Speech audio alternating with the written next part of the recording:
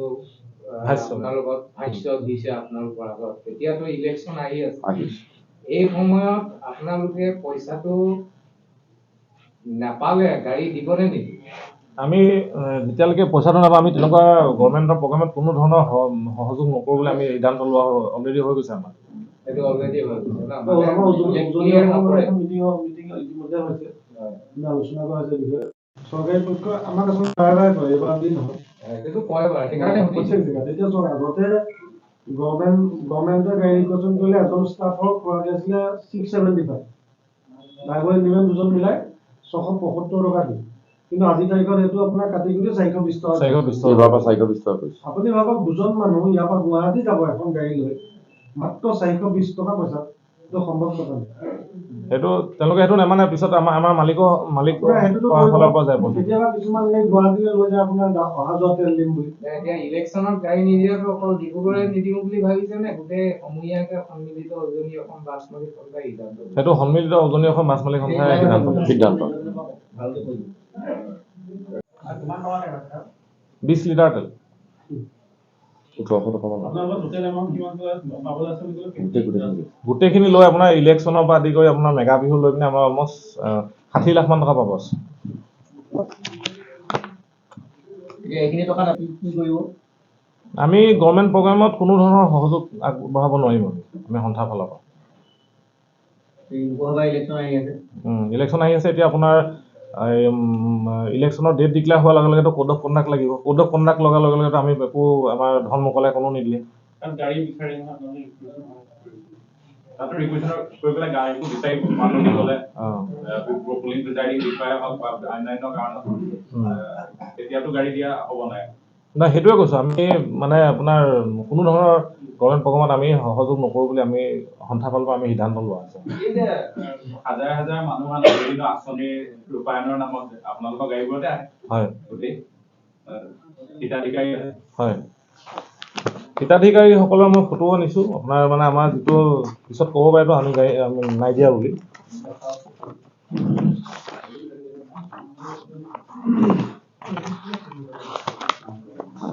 ইয়াৰ Kaziranga university আছিল নেকি ন? কাজিৰঙা ইউনিভাৰ্চিটিৰ পৰা লোৱা ফটো অলমষ্ট 53খন বাছ এটা আছিল বাছখিনি এই ওপৰতো। আৰু এইখন হৈছে আপোনাৰ এই 53খন যিখন আমি বাছ দিছিলোঁ সেই তাৰ এইখন লাষ্ট বাছখনৰ আমাৰ ফটো তুলি থোৱা হৈছিলে। তাৰপিছত এইখন হৈছে আছাম মাইক্ৰ' ফাইনেন্সৰ আপোনাৰ হেৰি হিতাধিকাৰীসকলৰ চাৰ্টিফিকেটৰ সৈতে তোলা এখন হেৰি ফটো।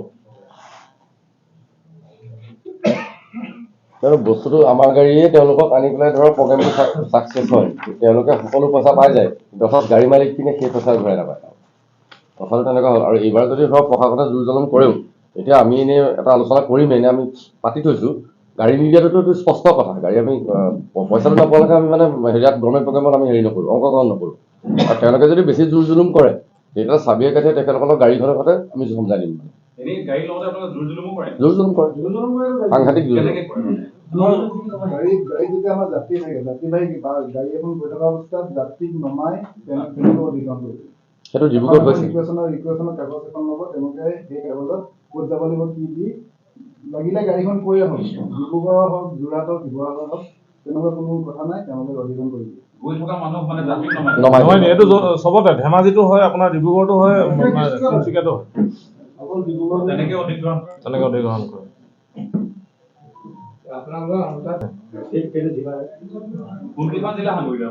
আমাৰ ডিব্ৰুগড়, তিনিচুকীয়া, যোৰহাট, শিৱসাগৰ, গোলাঘাট, লখিমপুৰ।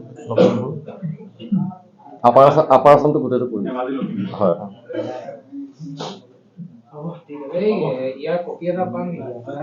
এনেকুৱাই হৈ থাকে আমাক বাৰে বাৰে। যদি এই পইচাটো যেতিয়ালৈকে আমি নাপাম, যদি ইলেকশ্যন আগত, তেতিয়া কিন্তু আমি উজনি অসম বাছ মালিক সন্থাই হওক, ট্ৰেভেলাৰ মালিক সন্থাই হওক, আমি এইটো এটা সিদ্ধান্ত গ্ৰহণ কৰিম যে কোনো কাৰণে আমি চৰকাৰক বা পৰিবহণ বিভাগক আমি সহায় কৰিব নোৱাৰিম ইলেকশ্যনতো নহয়।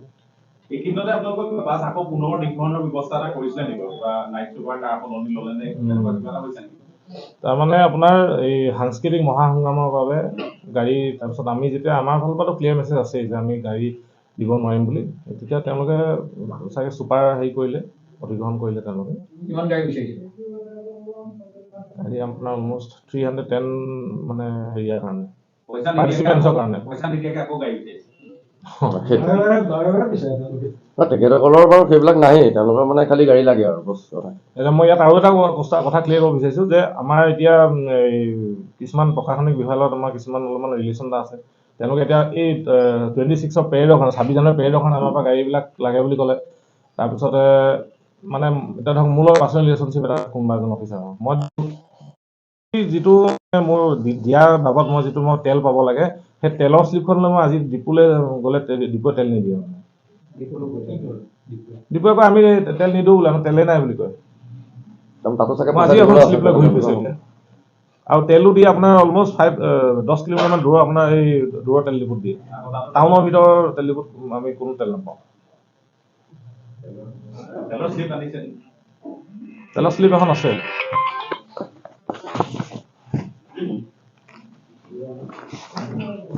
ক'ত আছে? এইটো আপোনাৰ অপজিট অফ চিচাভেলি। তালৈ যাব লাগে।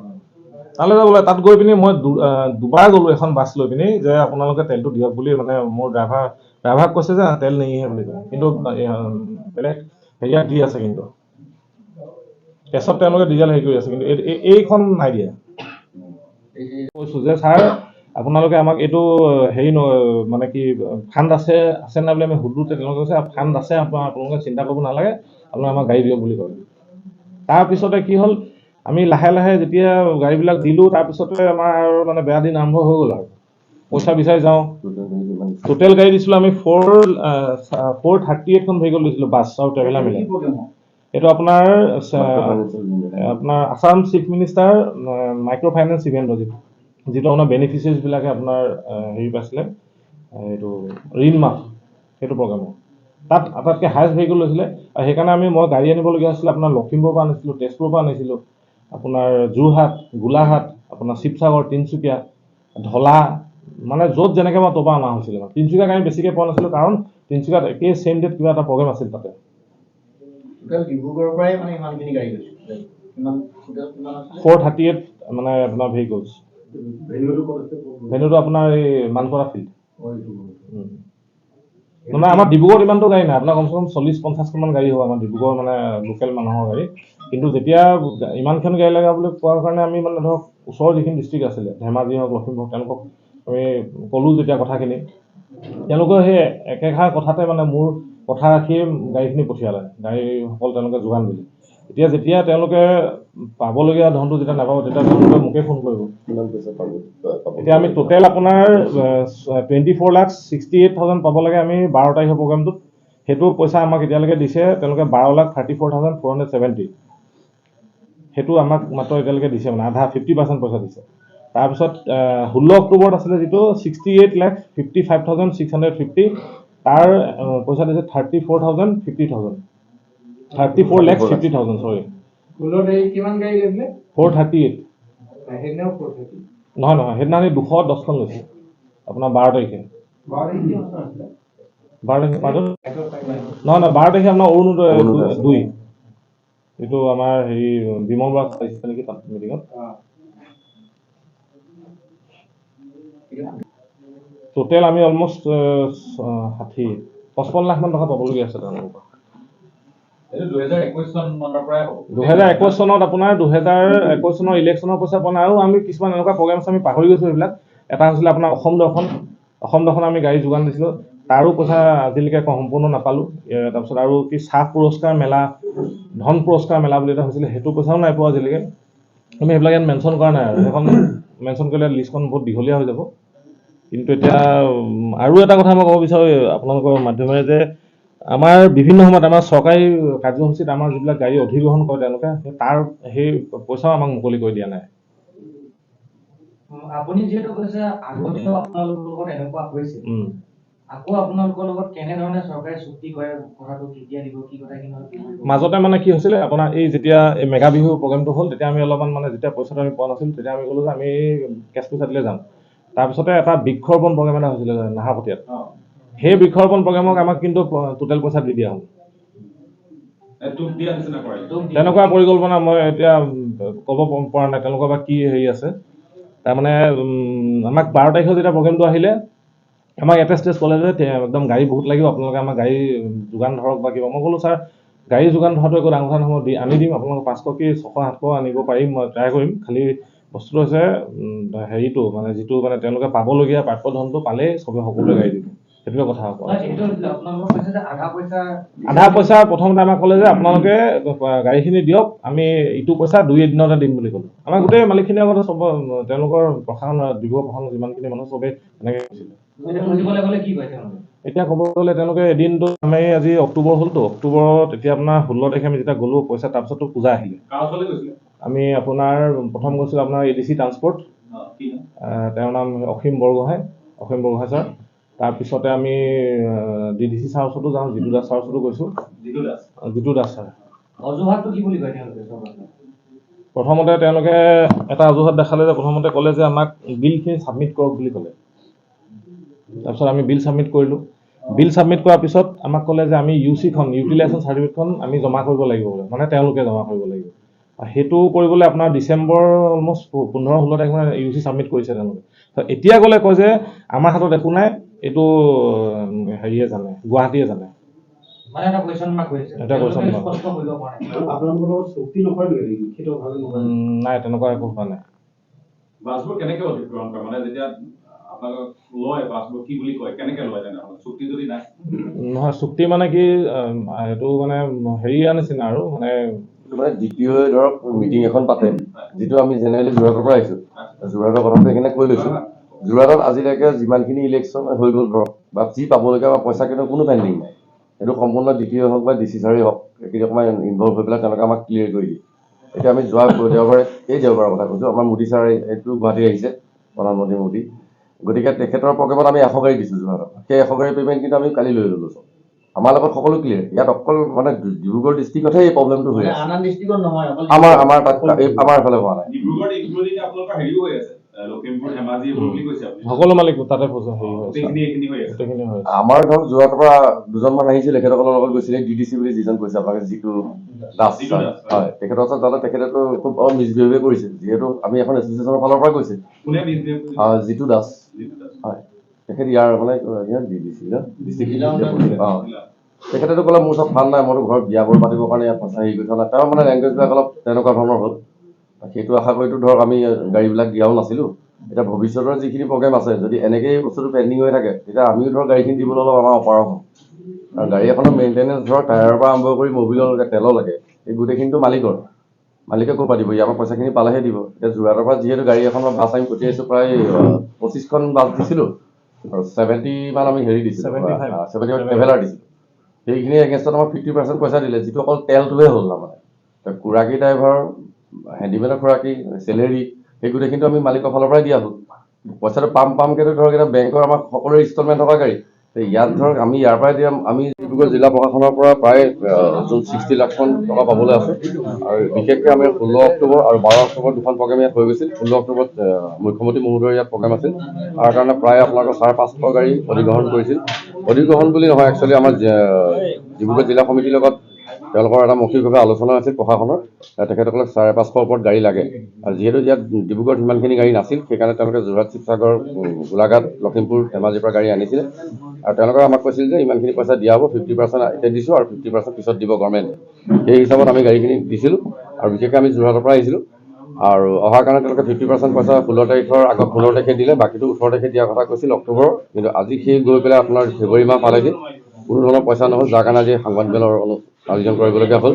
আৰু এই পইচাটো খুব সোনকালে প্ৰশাসনক আমি অনুৰোধ জনাইছোঁ যে তেখেতসকলে আমাক ক্লিয়াৰ কৰি দিয়ক। ইমান ভাল এজন মুখ্যমন্ত্ৰী মহোদয় ইয়াত থকাৰ অৱস্থাত এই বস্তুটো হ'ব নালাগিছিলে। আৰু যদি অনাগত দিনত যদি এই পইচা আমি নাপাওঁ, তেতিয়াহ'লে ভৱিষ্যতৰ আপোনাৰ লোকসভাৰ যি ইলেকশ্যন আহি আছে বা যিমানখিনি গভৰ্ণমেণ্ট প্ৰগ্ৰেম হ'ব, সেই প্ৰগ্ৰেমখিনিত আমি সন্মিলিত উজনি অসম বাছ মালিক সন্থাৰ ফালৰ পৰা কোনো ধৰণৰ গাড়ী আমি আগনবঢ়াম। আপোনালোকৰ পূৰ্বতে এই ক্ষেত্ৰত যোনটো আমি যিটো পাবলগীয়া আছিলে আপোনাৰ 2021 চনৰহে আপোনাৰ ইলেকশ্যন পইচা পাব আছে। তাৰপিছতে আহিলে আপোনাৰ মেগা বিহু। মেগা বিহুত আমাৰ যেতিয়া গাড়ীবিলাক লোৱা হ'ল, সেইবিলাকত আপোনাৰ পইচাবিলাক ধৰক বৰ বেছি নাছিলে। কিন্তু এতিয়া বেছি যিটো হ'ল আপোনাৰ মেগা বিহুত অলপ হ'ল। মেগা বিহুত আপোনাৰ অলমষ্ট 6 লাখ মান টকা আমি পাব থাকিলে। তাৰপিছত সেইটো কাৰণে অলপ লাহেকৈ এইটোতো এপ্ৰিলত হৈছিলে। এপ্ৰিললৈ লাহেকৈ অক্টোবৰলৈ যেতিয়া আহিলে, তেওঁলোকে আমাক খুব মানে 2-এটা প্ৰগ্ৰেম এনেকুৱা কৰিলে ন, বৃক্ষৰোপণ প্ৰগ্ৰেমটো কৰিলে, তেওঁলোকে তাতো পইচা দিলে। আমি তেওঁলোকৰ সেইটো কথাত ভুল কৰি পিনে আমি দি দিলোঁ গাড়ীসকল।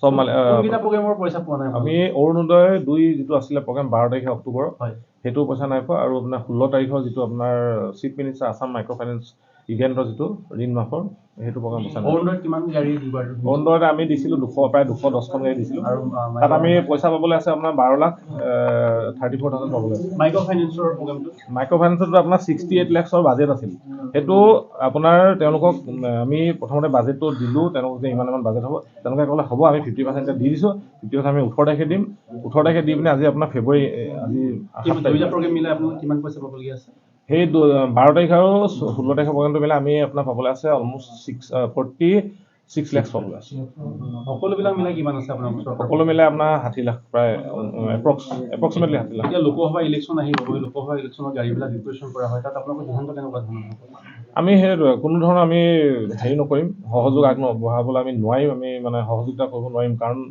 ইমান পইচা দিব আছে আপোনাৰ ধৰক আৰু মানে আমাৰ মানে খৰচাটো বহুত বেছি আমাৰ বস্তুবিলাক ইমান দাম বাঢ়িছে আপোনাৰ আজি 2012 চনত আপোনাৰ যিটো চকাৰ এযোৰৰ দাম আছিলে আপোনাৰ 24,000 আজি হৈ গ'ল 32,000 আপোনাৰ তেলৰ দাম প্ৰত্যেকটো স্পেয়াৰ পাৰ্টছৰ দাম বাঢ়িছে আমি সেইকাৰণে গাড়ী চলাবলৈ আমাৰ অসুবিধা আছে আৰু ইলেকশ্যনৰ আৰু এটা প্ৰব্লেম হয় আমাৰ তেওঁলোকে যিটো আপোনাৰ হেৰি দিয়ে মানে যিটো ষ্টাফৰ মানে গাড়ী খুৰাকি দিয়ে সেইটো আপোনাৰ 420 টকা দিয়ে সেইটো 420 টকা আল্টিমেটলি আমাৰ মালিকসকলেও পইচা যায় আগতে কিমান দিছিলে পূৰ্বতে 675 আছিলে জিলা প্ৰশাসনৰ লগত আপোনালোকৰ যোগাযোগ হৈছে নে ক্ষেত্ৰত আমি বহুতবাৰ তেওঁলোকক কাগজ দিছোঁ আৰু মানে প্ৰশাসনিক বিষয়বিলাকো কেনেকুৱা আপোনাৰ সহযোগিতা কেনেকুৱা ধৰণৰ ক্ষেত্ৰত চাওক আমি হৈছোঁ একেবাৰে মানে আমাৰ মানে কোনো ইনফ্লুৱেঞ্চ নাই আমাৰ মানে তেওঁলোক ইনফ্লুৱেঞ্চিয়েল মানুহ সেইটো কটু মন্তব্য কৰা তেওঁলোকৰ এইটো স্বাভাৱিক কথা সেইকাৰণে আমি এইটো মানি নাথাকোঁ ডিব্ৰুগড় জিলাতে দেখা পাওঁ ঠিক আছে